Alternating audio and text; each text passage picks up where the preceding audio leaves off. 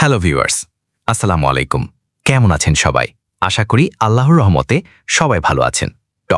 বন্ধুরা, দেনা পাওনা নাটকের ৬২তম পর্বে আমরা দেখেছি একের পর এক হৃদয় ছোঁয়া টুইস্ট।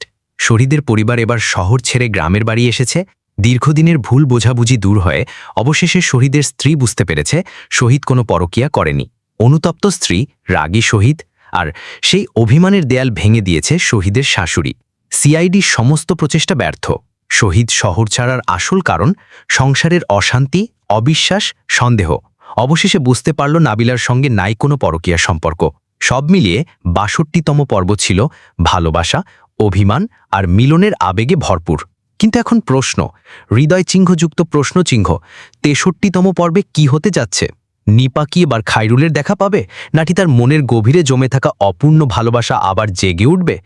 আর শহীদ কি আবার শহরে ফিরে যাবে? সব প্রশ্নের উত্তর মিলবে দেনা পাওনা নাটকের ৬৩তম পর্বে, যা আসছে মঙ্গলবার দুপুর ১২টায় শুধুমাত্র সিনেমাওয়ালা এন্টারটেনমেন্ট ইউটিউব চ্যানেলে। যারা এখনও আমাদের চ্যানেলের নতুন দর্শক, তাদের বলবো এখনই সাবস্ক্রাইব করুন, বেল আইকনে ক্লিক করুন, যাতে পরবর্তী পর্বের আপডেট ১ সেকেন্ডও মিস না হয়। আজকের আপডেট এখানেই শেষ। আবারও নতুন রিভিউ ও আপডেট নিয়ে হাজির হব ইনশাআল্লাহ। ততক্ষণ পর্যন্ত ভালো থাকুন, সুস্থ থাকুন। আল্লাহ হাফেজ।